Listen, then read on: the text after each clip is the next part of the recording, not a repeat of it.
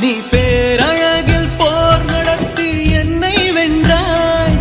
கண் பார்க்கும் போது பார்வையாலே கடத்தி சென்றாய்.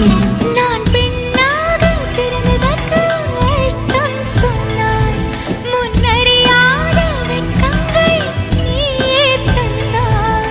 என் உலகம் தனிமை காடு. நீ வந்தாய் பூக்களோடு. இனி தொடரும் கனவுகளோடு. பெண்ணே பெண்ணே நீ இல்லை என்றால் என்னாவே? நெருப்போடு வெந்தே மண்ணாவே. உன் பேரை சொல்லும் போதே உள் நெஞ்சில் கொண்டாட